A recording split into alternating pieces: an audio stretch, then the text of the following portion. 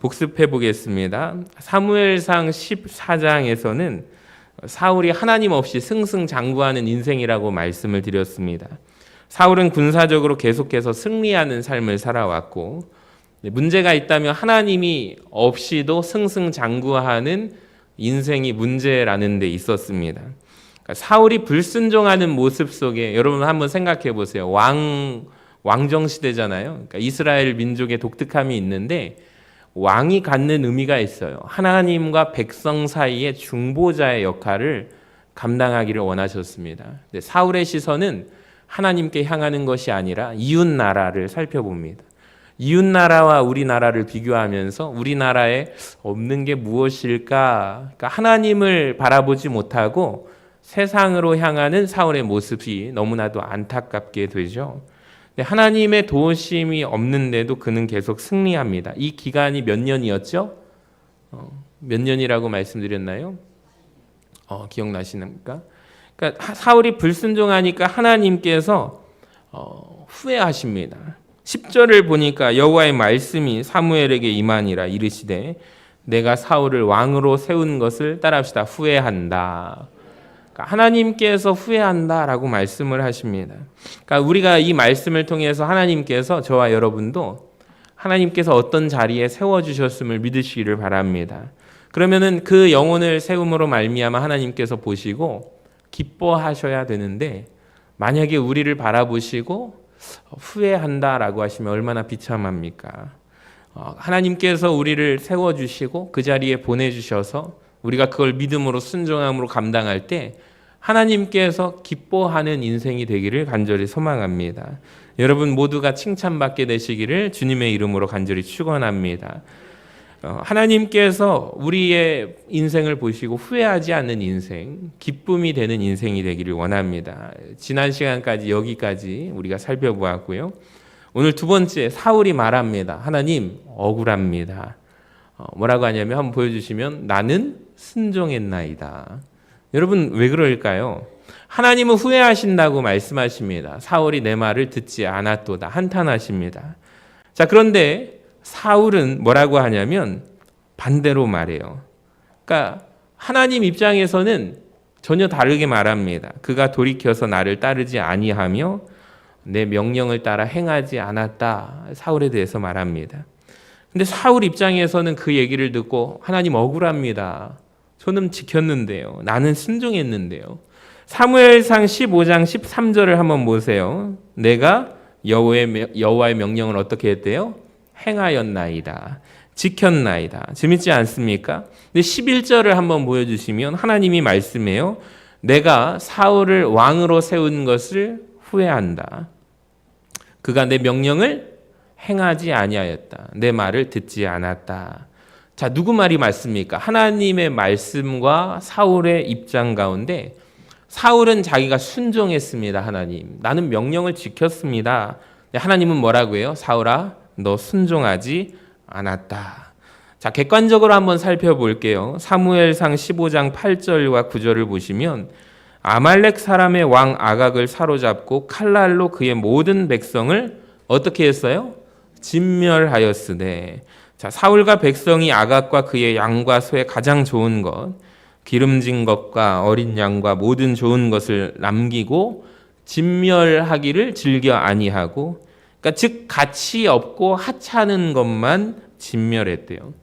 자, 순종했습니까? 순종 안 했습니까? 순종했다고 하기에도 좀 애매하고 안 했다고 하기에도 좀 애매합니다. 그러니까 순종을 안 한 건 아니죠. 순종을 한 거예요. 자, 근데 반쪽짜리 순종이라는 것을 우리가 보게 됩니다. 여러분 굉장히 중요한 것을 우리가 보게 되는데 하나님이 보실 때 하나님의 보시는 순종의 개념이 나와요. 또 우리 사람, 인간이 느끼는 순종의 개념이 나옵니다. 자, 여러분 절반 정도 순종했으면 순종한 거예요? 안 한 거예요? 우리는 어떻게 생각하죠? 절반 정도 순종했으면 순종했다고 생각을 합니다. 자, 그런데 하나님은 뭐라고 하시냐면 아니, 그 완전히 순종한 것 아니다라고 말씀하십니다. 억울하십니까? 근데 세상의 모든 일이 마찬가지입니다. 자, 세상이 정한 기준에서 온전히 순종을 안 하면 세상도 그걸 순종으로 인정을 하지 않습니다. 제가 예전에 기억나는 시간이 하나 있는데요. 제가 고등학교 때 이과였을까요? 문과였을까요? 우리 학생들 한번 맞춰. 목사님 뭐 잘했을 것 같아요? 당연히 목사님 글 잘 쓰시니까 문과죠. 이렇게 말할 것 같죠. 저는요, 저 수학 문제를 푸는 걸 더 좋아하는 글이라고는 잘 이렇게 쓰지 못했던 이과 학생이었습니다. 근데 이제 문학 시간이 있었는데 중학교 3학년 때 이제 갑자기 이제 수필이라는 그 부분에서 산문을 썼는데 그때 상을 한번 받은 것 이후에 제 글을 써본 적이 별로 없거든요. 근데 이제 고등학교 때 문학 시간에 지문이 뭐냐면 어떤 문제 지문 속에 글자 500자 내외로 쓰십시오라고 했는데 저는 한 500자 정도를 넘겨서 500자에서 600자 사이 쓰면 되지 않을까 했는데 한참 쓰다 보니까 이제 글자를 세게 되잖아요. 그래서 이제 문장 가운데 다 정리하고 보니까 500자를 넘겨버렸어요. 그래서 제 생각에는 다시 읽어보니까 이걸 지워가지고 고쳐야 되는데 제가 봐도 너무 잘 썼을까요? 못 썼을까요? 제가 봐도 참 이거는 빠뜨릴 수 없는 주옥 같은 문장 같다. 그래서 이걸 빠뜨리면 안 되겠다라고 해서 이 정도면 되지 않을까 그랬는데 제가 몇 점 맞은 줄 아세요? 빵점을 맞았어요. 탈락이에요. 그러니까 지문을 문제를 잘 이해하지 못하면 아무리 내용이 좋아도 이건 탈락이다라고 해가지고 제가 되게 억울했거든요. 그래가지고 다시 그 수업을 들어야 했고 재시험을 봐야 했습니다. 그래서 그때 당시엔 억울했는데 생각해 보면 출제자의 의도를 우리가 지켜야 되는데 세상이 아주 가차 없더라고요. 예를 들어서 대학 입학 시험을 보고 난 뒤에 면접을 보잖아요. 내가 원하는 학교의 면접을 이제 면접관들 앞에서 하는데 면접관의 질문과 의도와 전혀 다른 대답을 내가 하고 있다면 그 사람이 아주 수능을 잘 맞았어도 성적이 우수할지라도 합격을 시킬까요? 불합격 처리를 할까요? 불합격 처리를 받는 것은 세상의 당연한 이치가 아닙니까? 그러니까 세상 모든 곳에 마찬가지예요. 그러니까 기준이 있어요. 그 기준의 선에 당신이 그걸 이해를 하고 통과되었습니다. 합격입니다. 라고 부여하고 온전히 순종을 하지 않으면 불합격입니다. 라고 말하는 것도 세상의 이치입니다. 여러분, 세상도 자기가 정한 기준이 있어요. 온전히 그것을 지키는가 지키지 않는가. 세상에서도 말하죠. 불합격 처리를 해버립니다. 순종 안 했다고 보는 거죠. 운전면허 딸 때도 마찬가지예요. 아무리 그 운전면허를 잘한다고 해도 제가 그때 느낀 게 있어요. 그 도로주행을 할 때 굉장히 운전을 잘하는 친구가 있는데 아버지가 그 포터 용달차를 곁에서 배워가지고 아주 운전을 잘하더라고요. 저는 근데 운전면허 시험장 학원에서 배우는데 아주 공식적으로 가르쳐 주더라고요. 여기서 핸들을 감아가지고 두 바퀴를 감으면 이렇게 끝선에 맞추게 됩니다. 그리고 삐 소리가 나면은 멈췄다가 2초 있다가 출발하세요. 이런 거를 이제 공식적으로 배웠는데 세상에 엄청 베테랑처럼 운전하는 그 친구는 시험을 볼 때마다 어떻게 돼요? 탈락입니다. 탈락입니다. 그래요. 그 왜 그럴까요? 시간을 지키지 않고 자기가 잘한다고 했던 교만함이 있어서 그 친구 나중에 학원 다시 등록을 했어요. 제가 먼저 면허를 따고 저는 합격을 했고 그 친구는 운전을 잘했지만 이 도로주행 전에 그 기능 시험할 때 떨어져 가지고 다시 학원에 가서 선생님 앞에 배우더라고요. 그래서 제가 그때 느낀 게 있어요. 아무리 운전을 잘해도 세상이 정한 기준이 있구나. 거기에 보기 좋게 낙방하게 됩니다. 여러분, 우리도 마찬가지예요. 하나님이 정하신 기준이 있습니다. 순종하는 우리 모두가 되시기를 바랍니다. 자, 내가 진짜 온전히 주일 성수를 하는가? 내가 온전한 11조를 하나님 앞에 드리는가? 우리는 잘 모르죠. 온전한 11조. 하나님과 나만 아는 거예요. 내가 온전한 순종을 하고 살아가는가? 여러분, 이 질문 앞에 세 가지 질문이지만 돌이켜보면 순종 안 한다면 우리는 굉장히 두려워지는 것입니다. 그러니까 내가 보기에 이 정도면 그건 나의 판단이죠. 내 기준과 내 생각입니다. 근데 누가 보실 때 정확해야 돼요? 하나님 보시기에 정확하고 완전한 순종을 하는 우리 모두가 되기를 간절히 소망합니다. 자, 책망을 받게 됩니다. 사무엘이 책망해요. 어떻게 그럴 수 있느냐고. 자, 그때 사울이 인정을 하죠. 왜 내가 당신을 기다려야 하는데 기다리지 못하고 내가 예배를 왕으로서 집례하고 주관했던 이유가 있습니다. 속마음을, 속사정을 털어놓는 장면이 나오는데 사울이 왜 기다리지 못했을까요? 왜 사무엘에게 책망을 받았을까요? 그 이유가 있는데 따라합시다. 사람 때문이었습니다.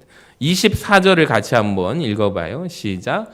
사울이 사무엘에게 이르되 내가 범죄하였나이다. 내가 여호와의 명령과 당신의 말씀을 어긴 것은 내가 백성을 두려워하여 그들의 말을 청종하였음이니이다. 아멘. 자, 여기 보시면 내가 범죄하였나이다 인정을 하죠. 내가 여호와의 명령과 당신의 말씀을 어긴 걸 인정하죠. 사실은 내가 백성을 두려워해서 그들의 말을 청종하였기 때문입니다. 자, 이게 무슨 말일까요, 여러분? 사울과 백성들이 함께 있는데 백성들이 이야기를 하는 거예요. 왕이시여, 하나님 말씀이 아무리 그렇다고 한즉 지금 눈에 보면 토실토실 살찌고 이렇게 좋은 가축들, 양들을 왜 굳이 죽여야 합니까? 왜 다 진멸해야 합니까? 아이고, 저거 전리품으로 가져가면 귀하게 사용할 수 있지 않을까요? 이렇게 말하는 사람들, 백성들, 사람들 때문이었다라는 것을 아십니까? 자, 이것은 우리에게도 마찬가지 같아요. 오늘날 우리에게도 온전한 순종을 우리가 왜 못할까요? 이유는 사람 때문입니다. 맞습니까? 왜 온전히 주일 성수 못할까요? 왜 온전한 11조를 못할 때가 많을까요? 때로는 가정 가운데 그걸 싫어하는 분들이 계시죠? 특별히 내 남편이라든지 아내가 내가 하면은 이걸 가지고 나를 공격할 수도 있을까봐 서로가 이제 합의를 안 한 상태에서 온전한 11조를 하고 싶은데 이게 이 부부가 같이 신앙생활을 하면서도 서로의 개인의 의견차가 있기 때문에 이걸 가지고 다투는 가정들이 많습니다. 여러분, 정확하게 말하면 사람 때문이죠. 우리가 하나님 앞에 온전히 순종하지 못할 때가 많습니다. 자, 그래서 결국에 우리는 정해야 되긴 하는데 내가 하나님을 기쁘게 하랴 사람을 기쁘게 하랴. 갈라디아서 1장 10절 말씀 같이 읽어볼까요? 시작. 이제 내가 사람들에게 좋게 하랴 하나님에게 좋게 하랴 사람들에게 기쁨을 구하랴 내가 지금까지 사람들의 기쁨을 구하였다면 그리스도의 종이 아니니라. 바울의 고백이죠. 하나님을 기쁘시게 해야만 온전한 순종이 가능하고 온전히 순종할 때 내 삶에 축복이 있을 줄로 믿습니다. 그러니까 이게 정말 중요한 것 같아요. 결국에 초점이 뭐냐면 하나님을 기쁘시게 하는 삶으로 살아갈 거냐 아니면 사람을 기쁘게 하는 인생으로 살아갈 거냐, 이 초점 같아요. 근데 사울은 누구에게 기준을 맞추냐면 사람에게, 사람을 기쁘게 하는 삶으로 살아가기를 원합니다. 근데 이 사람들의 마음이 여러분 얼마나 변덕스러운지 아세요? 시간이 지나니까 사람들이 뭐라고 얘기하는지 아세요? 사울은 천천히요 다윗은 뭐로다? 만만히로다. 아, 대단하십니다. 그러니까 사람들한테 잘해주려고 그렇게 사람들 눈에 들려고 애를 썼던 사울의 인생이, 그 노력이 시간이 지났는데 아무짝에도 소용없는 거예요. 그러니까 사람들한테 잘 보이려고 해봤자 아무 쓸데없는 거예요. 제가 강조하는 게 이겁니다. 여러분, 사람 눈치 보지 마세요. 하나님 눈치 보세요. 적어도 우리 서신교회 안에서는 사람들의 이 말 저 말, 여러분 우리 교회 부흥하면 그런 거 없을 것 같죠? 더 심해집니다. 사람들 입이 지금은 150명이잖아요. 그런데 1000명이 되고 500명이 되면은 그 입이 500개가 되는 거예요. 이 말 저 말 휘둘리면 여러분 그 리더자는요, 사공이 많으면 배가 어디로 가요? 교회도 우리가 방주잖아요. 배잖아요. 구원의 방주, 구원선 배라고 말하는데 사공이 많으면 이 말 저 말 하면 배는 산으로 가는 거예요. 정말이에요. 진짜 교회는 그래서 입조심을 하자라고 하는 게 하나님의 말씀에 귀를 기울여야지 중요하지 않은 거는 그냥 제쳐두고 우리가 기도하기에 힘써야 되는 게 여기에 있는 거죠. 뭐가 중요한지를 우리가 올바로 알아야 하는 것입니다. 여러분, 사람들이 얼마나 변덕스럽습니까? 얼마나 표독스럽습니까? 사울이 열심히 노력을 했다고요. 왕으로서 그 사람들 눈에 잘 보이려고 이 사람도 챙겨주고 저 사람도 챙겨주고, 근데 시간이 지나서 다윗이라는 인물이 딱 혜성처럼 등장하니까 자기를 보고 세상에 천천히요 다윗은 만만이로다. 이게 교회 안에도 있어요, 없어요? 있어요. 부목사님들이 설교 잘하면 큰일 난다는 속설이 있어요. 그래서 부목사님들은 설교를 잘 준비를 안 해야 담임 목사님한테 사랑받는다는 말이, 제가 예전에도 그런 얘기를 들었는데 그때마다 갈등이 되는 거예요. 그러니까 어떤 부목사는 담임 목사님보다 잘하면 안 되니까 그냥 준비를 안 한대요 하다가 그냥 대충 앞에 가가지고 성도님들한테. 근데 저는 그때마다 괴로운 게 뭐냐면, 여러분들도 기대하는 마음으로 하나님 말씀을 들으려고 왔는데 교회라는 것도 세상과 별 다를 바가 없구나.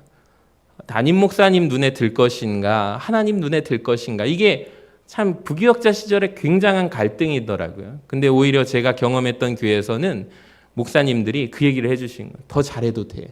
열심히 준비해. 그래가지고 진짜 열심히 준비했어요.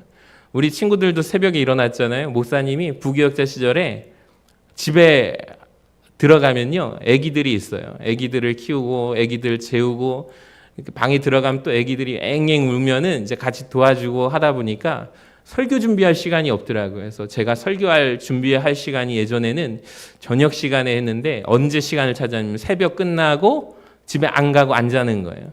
그때 이제 사무실에 불을 켜고 설교를 준비를 하는 거예요. 저는 그 시간을 통해서 하나님의 말씀을 깊이 경험했던 것 같아요. 그리고 또 그런 것을 느끼면서 저도 이제 부교역자들이 설교를 잘한다고 해서 그 시간 보내면은 목사님들이 막 내쫓기도 하고 그런다는데, 저는 그렇지 않았으면 좋겠어요. 우리 교회 안에서는 하나님의 말씀 강단이 정말로 진리의 말씀이 선포되어지기를 여러분 기도해 주시기를 바랍니다. 여러분, 하나님이 보시면 얼마나 그 교회 비참합니까? 담임 목사님 눈에 좋은 강단, 그 담임 목사님보다 설교를 못해야 되는 강단, 하나님이 보실 때 이건 아닌데 여러분 이런 생각 들지 않습니까? 사람한테 잘 보이려고 해봤자 아무 쓸데가 없는 거예요. 하나님께 의식하시기를 바랍니다. 근데 이 사울이 정말 불쌍한 사람인 게 뭔지 아세요? 근데 그는 끝까지 누구를 의식해요? 하나님이 아니라 사람 눈, 시선을 의식하게 됩니다. 자, 30절 보시면 자기에 대한 무서운 심판이 내려졌는데, 세상에 그가 하는 말을 한번 보세요. 사울이 이르되 내가 범죄하였을지라도 이제 청하옵나니 내 백성의 장로들 앞과 이스라엘 앞에서 나를 좀 어떻게 하래요? 높이사. 나를 좀 높여달라. 내 얼굴도, 내 면 좀, 체면 좀 사람들 앞에서 세워주래요. 보세요. 나와 함께 돌아가서, 사무엘 당신이요, 나와 함께 돌아가서 내가 당신의 하나님 여호와께 경배하게 하소서. 끝까지 불쌍한 모습이 나옵니다. 누구를 의식해요? 사람을 의식하는 사울. 그러니까 사울이 지금 하나님 앞에 버림받았거든요. 그런데 사무엘에게 부탁을 하기를, 그래도 내 얼굴 좀 봐서 그냥 가지 말고 내 얼굴 좀, 내 체면 좀 세워달라라는 요청을 해요. 그러니까 예배 좀 드려달라니까 여기에서 굉장히 중요한 호칭이 나오는데, 한번 보여주시면 사울이 말합니다. 백성은 누구 백성이에요? 내 백성. 따라합시다. 내 백성. 백성은 내 거예요. 내가 왕이니까. 자, 근데 하나님은 뭐라고 되어 있어요? 당신의 하나님이라고 말합니다. 15절도 한번 보세요. 백성이 당신의 하나님 여호와께 제사하려 하여. 여러분 이제 느껴지시죠? 잘못 나온 게 아니에요. 사울의 시선이, 사울의 생각이 고스란히 담겨 있는 장면입니다. 그는 당신의 하나님이라고 말해요. 21절도 한번 보세요.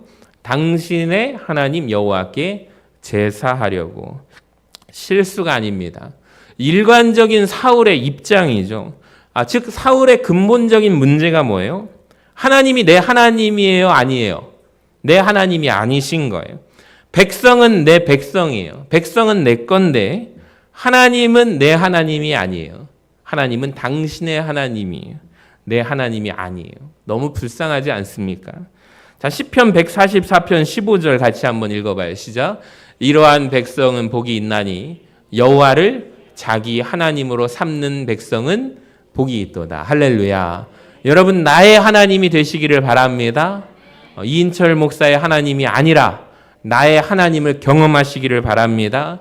다윗이 고백하잖아요. 나의 하나님이요, 나의 힘이 되신 여호와여, 내가 주를 사랑합니다. 그의 마지막 말을 한번 보세요. 사무엘하 22장 2절에서 3절을 한번 보여주시면, 여호와는 나의 반석이시요 나의 요새시요 나를 건지시는 분이시요 피할 반석의 하나님이시요 나의 방패가 되시며 구원의 뿔이 되시고 나의 높은 망대가 되시며 피난처가 되시며 나의 구원자시니라. 할렐루야.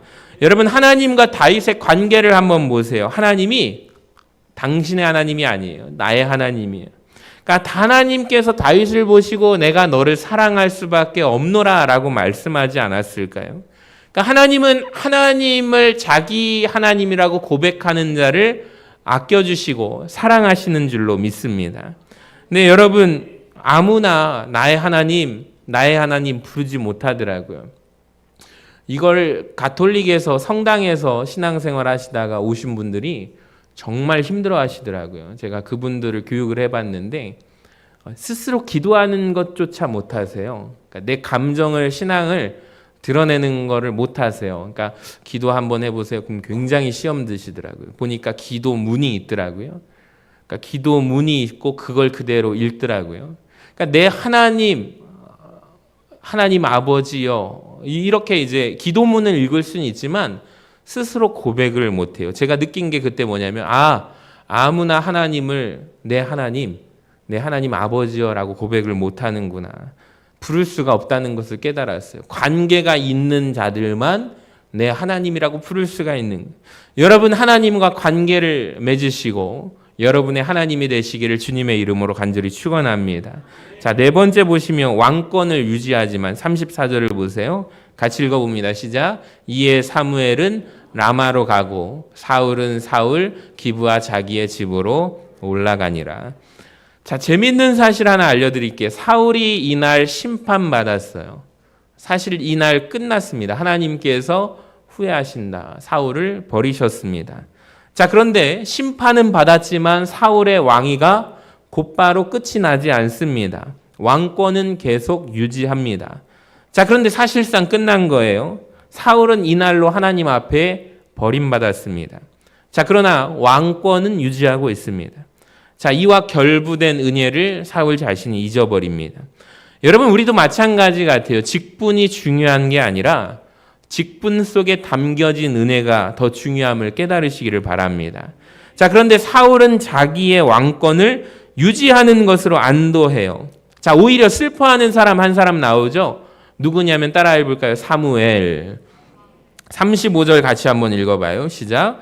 사무엘이 죽는 날까지 사울을 다시 가서 보지 아니하였으니 이는 그가 사울을 위하여 슬퍼함이었고 여호와께서는 사울을 이스라엘 왕으로 삼으신 것을 후회하셨더라.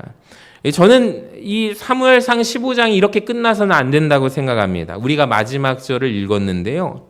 누가 슬퍼해야 돼요? 여기에 지금 누가 슬퍼하고 있습니까?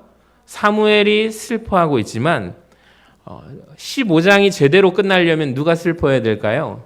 사무엘이 아니라 사울이 슬퍼하는 것으로 끝나야 합니다. 그러니까 사울은 자기가 하나님 앞에 버림받았잖아요. 그로 인하여 슬퍼하는 것이 맞아요. 자, 이렇게 끝나야 되는데 정작 사울은 슬퍼하지 않아요. 안도합니다. 왜 그럴까요? 자기의 왕위가 계속 유지되는 것을 안도합니다. 슬퍼하지 않습니다. 왕권은 유지했잖아요. 아직 내가 왕이잖아요. 근데 왕권에 결부된 은혜는 사라졌어요. 여러분, 우리가 교회 안에서 받은 직분이 중요한 게 아니라 이 직분을 받을 때 그 첫 마음 있잖아요. 저도 이제 목사 안수 날짜를 늘 기억하고 그걸 계속 기억해야 된다는 것을 깨닫게 됐어요. 그러니까 목사 안수 임직 날짜, 우리 장로님들도 장로 임직 날짜, 우리 권사님들도 내가 그 직분 받았던 날짜. 안수 집사님들도 그 날짜를 기억하고 계십니까? 저는 툭 찍으면은 그 군인도 마찬가지나요. 탁 찍으면은 총번을 탁 튀어나오잖아요. 그러니까 마찬가지로 우리가 끊임없이 기억해야 하는 것이 뭐냐면 내가 그 직분을 받았을 때 그 첫 마음, 이 직분에 결부된 그 은혜가 중요하다라는 것을 우린 기억해야 합니다. 그러니까 이 중에 참 놀라운 게 뭐냐면 사무엘이 전 참 놀랍습니다. 11절을 다시 보여주시면은 사무엘이 근심하여 온 밤을 하나님 앞에 부르짖었다라는 것입니다. 자, 보세요. 하나님이 나 후회한다. 사무엘에게 말씀해 주세요. 사울 왕으로 세운 것 나 후회한다. 사울이 내 말에 불순종함으로 나 지금 후회하고 있다라고 그랬더니 사무엘이 이 하나님의 종이 온 밤을 누구를 위하여? 사울을 위하여 부르짖고 기도합니다. 35절에도 사무엘이 죽는 날까지 사울을 다시 가서 보지 아니하였으니 이는 그가 사울을 위하여 슬퍼하며. 그러니까 사무엘이 정말 사울을 사랑합니다. 자, 언제까지 슬퍼할까요? 16장까지 슬퍼합니다. 자, 오죽하면 1절 한번 보여주시면 우리 같이 한번 읽어봐요. 시작. 여호와께서 사무엘에게 이르시되 내가 이미 사울을 버려 이스라엘 왕이 되지 못하게 하였거늘 네가 그를 위하여 언제까지 슬퍼하겠느냐. 지금 누가 슬퍼하고 있어요? 사무엘이 슬퍼하고 있어요. 하나님이 그만 좀 슬퍼하라고 할 정도로 사무엘은 사울을 위해서 기도합니다. 자, 이렇게 보니까 사울 하나님 앞에 버림받았지만 그는 참 복받은 자입니다. 왜 그럽니까? 누가 기도해요? 하나님의 사람 사무엘이 그를 사랑합니다. 그를 위하여 기도해 줍니다. 자, 여기에서 보니까 사울이 가진 또 하나의 문제가 나와요. 자, 지난주에 제가 사무엘상 13장과 15장 사이에 몇 년의 공백이 있었다고 했죠? 20년의 공백이 있다고 말씀드렸어요. 자, 어리석은 사람, 자기를 위해서 이렇게 울어주고 자기를 위해 기도해 줄 수 있는 하나님의 종을 20년간 그는 찾지 않습니다. 여러분, 이스라엘이 그렇게 큰 나라가 아닙니다. 그러니까 마음만 먹으면 언제든지 찾아갈 수 있는 곳이에요. 사무엘이 머물고 있는 것과 사울이 머물고 있는 곳은 오늘날로 그 거리가 차로 2시간이면 갈 수 있는 거리죠. 가까운 거리입니다. 자, 그런데 안 찾습니다. 자기를 위해서 눈물로 기도하는 하나님의 사람, 하나님의 종, 보물 같은 사무엘이 곁에 있는데 한 번을 안 찾아요. 자, 그러다가 그 귀한 사무엘을 언제 찾을까요? 사울이 찾는 장면이 나와요. 언제 찾을까요? 사무엘이 죽은 후에 결사적으로 찾죠. 신접한 여인을 찾아가면서까지 찾는데 그때 올라온 영이 정말 사무엘인지 귀신의 장난인지 그건 아무도 모릅니다.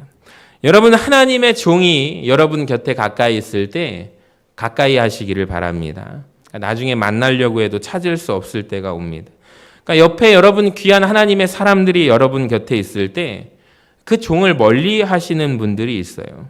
여러분, 이왕이면 하나님의 종을 가까이 하시기를 바랍니다. 그러니까 저를 만날 때마다 막 어떻게 해야 될지 모르시는 분들이 있어요. 그래서 이제 저랑 악수를 안 하려고 막 일찍 예배 끝나면 막 달려나가시는 분이 있는데 어쩌다가 제가 그분하고 막 인사하려고 제가 뛰어가듯이 서 있었던 적이 있거든요. 엄마야 막 화들짝 놀라면서 막 후딱 막 어떻게 할지 모르다가 막 도망가시더라고요. 그래서 그분을 위해서 좀 천천히 가는 것도 은혜겠구나라는 생각이 듭니다. 여러분, 그러지 마세요. 가까이 하는 게 좋아요. 예전에 기억나는 게 제가 사무실에 앉아 있는데 전도사님인 줄 알고 전도사님 하고 봤더니 엄마야 여기 목사님이 앉아 계시네. 저 예전에 부기역자였을 때는 여러분이 가까이 왔는데 권사님 왜 이렇게 저를 멀리 하시는 거예요? 그랬더니 목사님이 좀 부담스러워요. 그러시더라고요. 그래서 솔직하게 말씀해 주셔서 참 감사합니다. 제가 그랬어요. 그래서 그런 것도 있겠구나라는 생각이 들었습니다. 여러분, 그래도 가까이 하시기를 바랍니다. 저는 말씀 묵상하면서 이런 생각이 들었어요. 마지막으로 참 부럽다. 사울을 위해서 울면서 기도해 주는 사람. 사울에게 사무엘이 있다는 것이 참 좋다. 그러다가 로마서 8장 26절 말씀이 생각나는데 같이 한번 읽어봐요. 시작.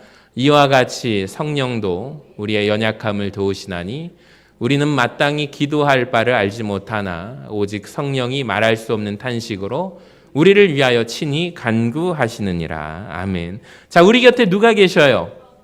성령님이 계십니다. 여러분 믿으시기를 바랍니다. 말할 수 없는 탄식으로 간구하고 계시는 줄로 믿습니다. 그러니까 오늘 이 밤에 성령님을 가까이 하시기를 바랍니다.